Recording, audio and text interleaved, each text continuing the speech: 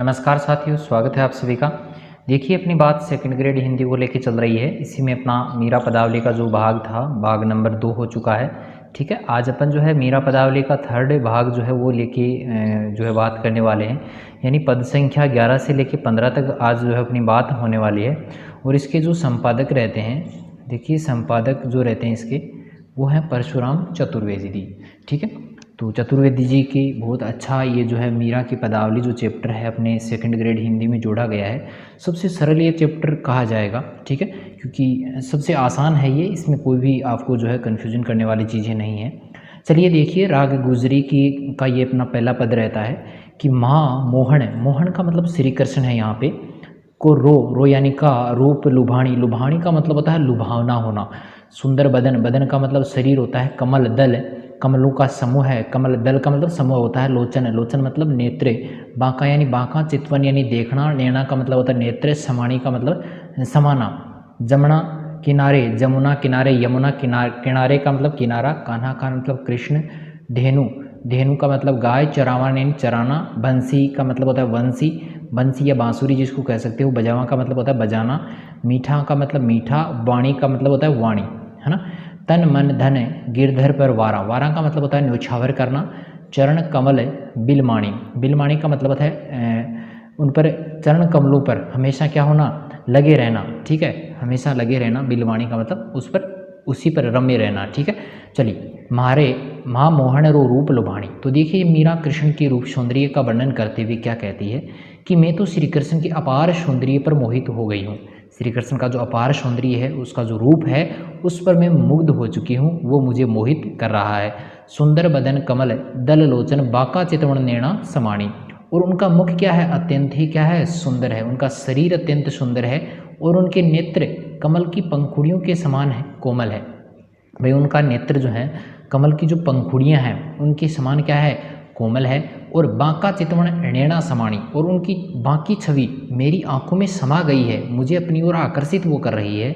जमुना किनारे कान्हा धेनु चरावा। और कृष्ण जो है यमुना के किनारे गायें चराता हुआ। भी मीरा जो है उसकी रूप माधुरी का ही वर्णन करते हुए कहती है उनको जो है ब्रज क्षेत्र में वो किस प्रकार जो है विचरण करते हैं, उनका वर्णन यहाँ पर किया गया है कि कृष्ण जो है यमुना के किनारे गाय चराते हैं तथा मधुर स्वर में बांसुरी भी बजाते हैं। मीठा वाणी, मधुर स्वर में क्या करते हैं, जो बांसुरी है वो भी बजाते हैं। तन मन धन गिरधर पर वारा चरण कमल बिलवाणी।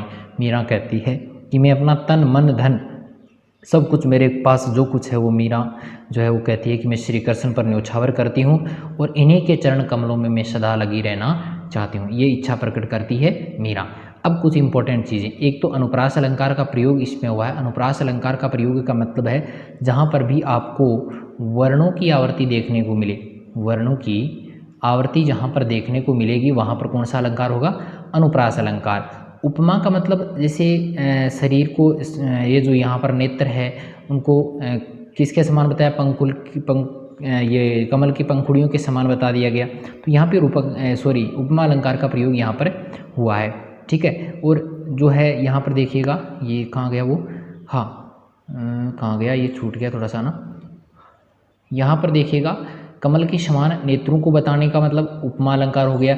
और कमल और नेत्रों को एक समान बताना यानी दोनों को एक ही मान लेना, वहाँ पर कौन सा हो जाता है, रूपक अलंकार। दोनों अलंकार इसमें काम करेंगे, एक ही लाइन में दोनों अलंकार हैं। ठीक है, चलिए आगे मैं बात करूँ तो यहाँ पर तत्पुरुष और कर्मधारय समास का भी अच्छा प्रयोग हुआ है। ये रही इसकी इंपॉर्टेंट बातें, याद रखिएगा। चलिए नेक्स्ट पद की तरफ अपन चलते हैं। नेक्स्ट पद देखिएगा कि राग गुजरी का ये पद है कि शावरो नंद नंदन। नंद नंदन कहा गया है श्री कृष्ण को। दीठ पढ़िया माई, दीठ पढ़िया माई। देखो दीठ यानी दिखाई देना, और पढ़े यानी पढ़ना, माई यानी में, डर यानी डरना, सब लोक लाज लोक लज्जा, शुद्ध बुद्ध, शुद्ध का मतलब शुद्धि होना, बुद्धि, और बिसराई का मतलब होता है भुला देना। मोर चंद्रिका, मोर यानी मोर, चंद्रिका यानी चांदनी चंद्रमा, किरीट का मतलब मुकुट, मुगट का मतलब मुकुट होता है। सब छब, छब का मतलब होता है छवि, सुहाई यानी सुशोभित हो रही है। केसर रो तिलक, तिलक का मतलब तिलक, भाल यानी मस्तक, भाल किसे कहते हैं, मस्तक को कहते हैं। लोचन यानी नेत्र, सुखदायी का मतलब होता है सुख देने वाला। कुंडल झलकियाँ, कुंडल, कुंडल देखे होंगे वो कानों में पहने जाने वाले कुंडल। झलकियाँ कपोल, कपोल का मतलब गाल होता है। अलका लहराई, गालों पर क्या लहरा रही है, अलका का मतलब जो केस हैं वो गालों तक लहराने का मतलब लहरा रहे हैं। मीणा तज सरोवर ज्यों, मीणा का मतलब मछली है, तज यानी त्याग कर, सरोवर का मतलब तालाब है। अब ज्यों ज्यों त्यों इस प्रकार के शब्दों का प्रयोग जहाँ पर होता है वहाँ पर जो अलंकार होता है वो होता है उत्प्रेक्षा। कौन सा अलंकार होता है भाई? उत्प्रेक्षा अलंकार है। मकर मिलन, मैं की आवृत्ति हो रही है तो यहाँ पर छेकानुप्रास का भी प्रयोग यहाँ पर हुआ है।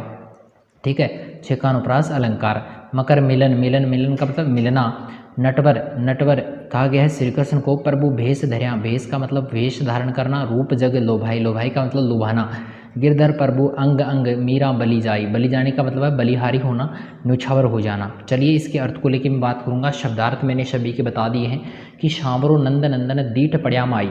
तो देखिए मीरा कहती है कि जब से मुझे श्री कृष्ण दिखाई दिए हैं, दीठ पड़या माई, जब से मुझे दिखाई दिए हैं तब से डार्या सब लोक लाज, तब से मैंने लोक लाजा का त्याग कर दिया है, लोक लाज मैंने त्याग दी है और शुद्ध बुद्ध बिसराई, और मैं तो सब कुछ भूल चुकी हूँ, मेरी बुद्धि काम करना बंद कर चुकी है। मोर चंद्रिका किरीट, और मीरा श्री कृष्ण के सौंदर्य का वर्णन करते हुए क्या कहती है कि उनके मस्तक पर मोर पंखों का बना हुआ मुकुट है और मुगट छो है छब सुहाई, और वो अत्यंत ही सुंदर छवि जो है वो दे रहा है। और केसर रो तिलक भाल, तो माथे पर क्या है? केसर का तिलक सुशोभित हो रहा है और बड़ा सुंदर लग रहा है। लोचन सुहाई, उनके नेत्र भी सबको सुख देने वाले हैं, सबको सुख प्रदान करने वाले हैं। कुंडल झलकियाँ कपोल, और उनके कानों में मकर की आकृति के कुंडल जो है वो चमक रहे हैं। और अलका लहराई, और उनके गालों पर सुंदर जो अलके हैं वो लहरा रही हैं। मीना, मीणा तज सरोवर ज्यों, इन सबको देखकर मीरा कहती है कि ऐसा लग रहा है मानो मछलियों का जो समूह है ना वो सरोवर को छोड़कर मकर मिलन धाई, मगर यानी मगरमच्छों से मिलने के लिए लालायित हो रहा हो, इस प्रकार वहाँ पर प्रतीत हो रहा है। आगे देखिएगा कि नटवर प्रभु भेष धर्या रूप जग लो भाई, कृष्ण को इस नटवर वेश पर समस्त संसार जो है वो मोहित हो रहा है, सबको वो लुभा रहा है। मीरा आगे कहती है कि गिरधर प्रभु अंग अंग मीरा बलि जाई, मीरा कहती है कि मैं अपने इस देव गिरधारी लाल के प्रत्येक अंग पर जो है मैं बलिहारी जाती हूँ। उत्प्रेक्षा अलंकार का इसमें प्रयोग हुआ है, अनुप्रास अलंकार का प्रयोग हुआ है, रूपक अलंकार का इसमें प्रयोग हुआ है। और इसके अलावा मैं बात करूँ तो पुनरुक्ति प्रकाश अलंकार जो यहाँ पर आया है कि अंग अंग, इस यहाँ पर पुनरुक्ति प्रकाश अलंकार का प्रयोग भी हुआ है। चलिए पूरी बात समझ में आई होगी। फिर भी कोई समस्या हो तो बेझिझक आप कमेंट कीजिएगा। वीडियो अगर पसंद आता तो लाइक जरूर करें, और अभी तक आपने अगर मेरे यूट्यूब चैनल को सब्सक्राइब नहीं किया है, HSC स्टडी टॉक अपना यूट्यूब चैनल है, और मेरा नाम जो है मैं आपको बता दूं कि हरलाल सिंह मेरा नाम है। ठीक है, चलिए हिंदी जो है हिंदी की मैं तैयारी बढ़िया ढंग से यहाँ पर आपको करवा सकता हूँ और करवा भी रहा हूँ मेरे ख्याल से। चलिए बात करते हैं आगे अगले पद को लेके। राग नीलांबरी जो है उसको लेके बात करते हैं कि नैना लोभ्या अटक्या सक्याणा फिर आए। नैना का मतलब नैना, लोभ्या यानी मतलब लोभ लालच, अटक्या यानी अटकना, सक्याणा फिर आए। सक्याणा फिर आए का मतलब होता है फिर से वापस नहीं आने का मतलब यहाँ पर है। णा का मतलब नहीं, फिर आए यानी आना। रोम रोम, रोम रोम में, नख सिक नख, नख यानी नाखून, सिक यानी सिकर, लख्या यानी देखना, ललक ललक, ललक अकुलाय, अकुलाय का मतलब होता है व्याकुल होना। अकुलाय का मतलब क्या होता है? व्याकुल होना। ठीक है, चलिए। माँ, माँ यानी में, ठाडी का मतलब खड़ी है, घर, घर यानी घर, आपनी यानी आपने, कोहन, कोहन निकल्या आए, निकले यानी निकलना, आए यानी आना, कोहन, कोहन कौन, कोहन का मतलब कौन होता है। बदन, चंद, बदन यानी शरीर, चंद यानी चंद्रमा, प्रकाशत्या प्रकाशित होना, मंद मंद मुस्काय, मुस्काय का मतलब होता है मुस्कुराहट। मंद मंद शब्द आया है, पुनरुक्ति प्रकाश अलंकार का प्रयोग यहाँ पर किया गया है। सकल कुटुंब, सकल का मतलब सारा, कुटुंब यानी समूह है। बर्जता मना करना, बोलियाँ बोल बनाए, बनाया बनाना। नैना चंचल, नेत्र, नैना का मतलब होता है नेत्र, चंचल यानी चंचल, अटक यानी अटकना, ना मान्या, मान्या यानी मानना। परहत गया, परहत यानी दूसरों के हाथों, गया बिका यानी बिक जाना। भलो भलाई, कहा कहना, काई यानी के, कहा कह यानी कहना, बुरो बुरो यानी बुरा। सब लाया, शीस चढ़ाए, शीस चढ़ाए सिर को चढ़ाना। मीरा रे प्रभु गिरधर नागर, नागर का मतलब होता है चतुर, बिना यानी बिना, पल यानी पल, रहे यानी रहना, ना जाए। तो देखिए मीरा यहाँ पर क्या कहती है, यहाँ पर जो है संयोग श्रृंगार रस की बात यहाँ पर हुई है। बड़ा ही सुंदर रस होता है संयोग श्रृंगार रस, श्रृंगार रस। ठीक है, संयोग श्रृंगार रस का बड़ा सुंदर प्रयोग यहाँ पर किया गया है कि नैना लोभ्या अटक्या। मीरा कहती है कि मेरे नेत्र तो श्री कृष्ण की छवि पर अटक गए हैं, उनकी छवि को देखकर मेरे नेत्र जो है वो अटक गए हैं। और सक्याणा फिर आए, और वे वापस भी नहीं आ रहे हैं, बार बार बुलाने पर भी वे नहीं आ रहे हैं। रोम रोम नख सिक लख्या, और मेरा तो रोम रोम रोम रोम का में भी यहाँ पर पुनरुक्ति प्रकाश अलंकार का प्रयोग हुआ है कि रोम मेरे तो रोम रोम में जो उनके नक्श की शोभा को देखकर बार बार जो है ललक ललक बार बार जो है अकुलाए, बार बार क्या हो रहा है, आकुल और व्याकुल हो रहा है। और माँ ठाडी घर आपनी कोहन निकल्या आए, एक बार श्री कृष्ण अपने आप मेरे घर आ गए थे। उस समय वे अपने मुख रूपी चंद्रमा को, देखिए यहाँ पे मुख रूपी बदन चंद्र परगत श्याम मंद मंद मुस्काए। तो देखिए एक बार जो है श्री कृष्ण मेरे घर अपने आप ही आ गए थे और फिर क्या होता है कि उनके मुख रूपी चंद्रमा को प्रकाशित करते हुए मंद मंद वो मेरी ओर देखकर मुस्कुराने लगे थे। सकल कुटुंब बरजत्या बोलियाँ बोल बनाए, मेरे पूरे परिवार के लोगों ने मना करने पर भी वे मुझे मधुर वाणी में मुझसे बोलते रहे, रुके नहीं थे। पूरे परिवार ने मना किया था फिर भी वे बोलते रहे थे, अर्थात मेरा मन धीरे धीरे जो है वो श्री कृष्ण में लगना शुरू हो चुका था। और नैना चंचल अटक्या न मान्या, और मेरे चंचल नेत्र मेरा कहना नहीं मान रहे थे। और देखो क्या हुआ फिर में, पर हत गया बिकाए, अब तो ये पराए हाथ यानी कृष्ण रूपी जो मधुरता थी, यानी जो मधुरता या माधुर्य जो था या उसका सौंदर्य जो था उसके लालच में वो बिक चुके थे। भलो कया काई कहाँ बुरोरी सब लया शीश चढ़ा। ये मोस्ट इम्पोर्टेंट, जीवन के लिए मोस्ट इम्पोर्टेंट बात है कि संसार में अच्छी बात कहने पर भी कोई नहीं मानता है। अच्छी बात कहेंगे तो आपकी बात को स्वीकार नहीं करेंगे, नहीं मानेंगे, परंतु अगर बुरी बात कही जाती है तो सब लोग जो है उसको सिर पर चढ़ा लेते हैं, उसको हर्ष स्वीकार कर लेते हैं, लेकिन सही बात को कोई नहीं मानता है। मीरा रे प्रभु गिरधर नागर बिना पल रहा न जाए। तो मीरा कहती है हे चतुर श्री कृष्ण, अब आपके बिना मुझसे एक पल भी नहीं रहा जाता है। तो यहाँ पर कुछ इंपॉर्टेंट चीज़ें हैं, संयोग श्रृंगार रस का प्रयोग हुआ है, मुहावरे और कहावतें यहाँ पर दी गई हैं जो मैंने अभी बताया था आपको यहाँ पे। चलिए पूरा का पूरा समझ में आ गया होगा। फिर भी कोई समस्या हो तो बेझिझक आप कमेंट कीजिएगा, आपका उसको तुरंत जवाब जो है वो दे दिया जाएगा। ठीक है, चलिए आगे चलते हैं। आगे देखिएगा कि अच्छा आगे नहीं निकला क्या, चलो निकल गया ना। चलिए राग कामोद का ये पद रहता है कि आली रे म्हारे नैना बाण पड़ी। बाण का मतलब बाण, आदत पड़ जाए ना, बाण पढ़ना, आदत पढ़ना। आली शीली वो नहीं है, आली का मतलब यहाँ पर सखी है। आली का मतलब क्या है, सखी है, सहेली है।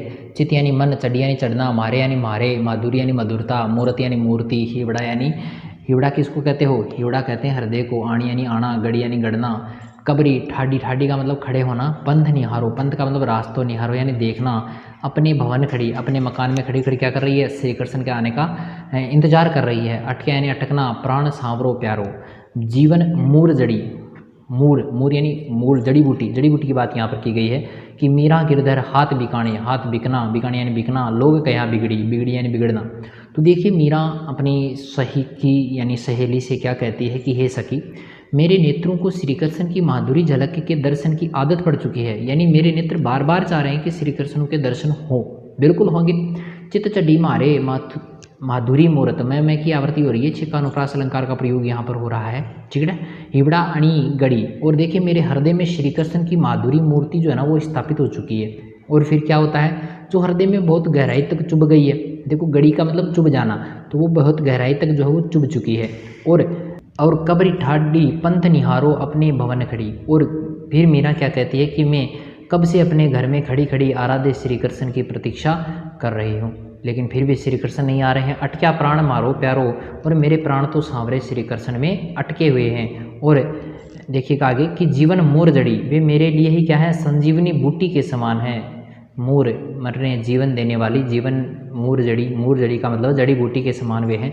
मीरा गिरधर हाथ बिकाणी, लोग कहाँ बिगड़ी। मीरा कहती है कि मैं तो गिरधर के हाथों बिक चुकी हूँ, लेकिन लोग समझते हैं कि मैं क्या हूँ, भटक चुकी हूँ।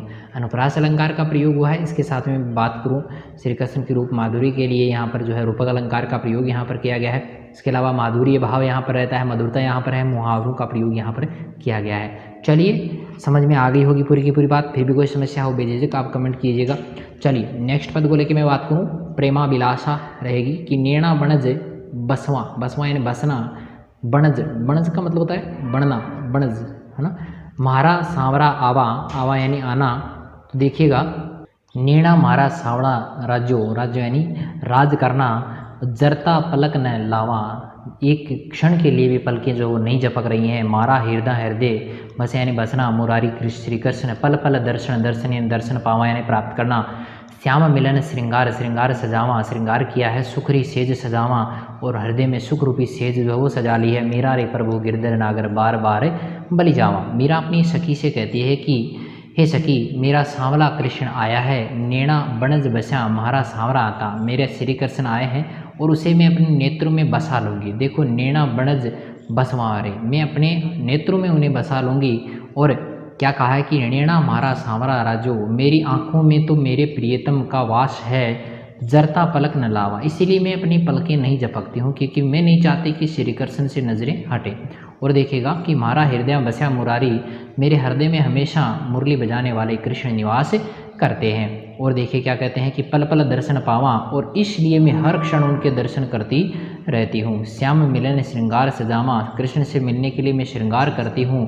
और देखिए सुखरी सेज सजावा, मैं अपने मन मंदिर में उसके लिए सेज सजाती हूँ, उनके लिए सेज बिछाती हूँ। मीरा रे प्रभु गिरधर नागर बार बार बलि जावा। मीरा कहती है कि मेरे प्रभु तो श्री गिरधर नागर हैं, मैं उन पर बार बार बलिहारी हो जाना चाहती हूँ। अनुप्रास अलंकार का प्रयोग यहाँ पर है, बार बार शब्द आया है तो पुनरुक्ति प्रकाश अलंकार का प्रयोग यहाँ पर हुआ है।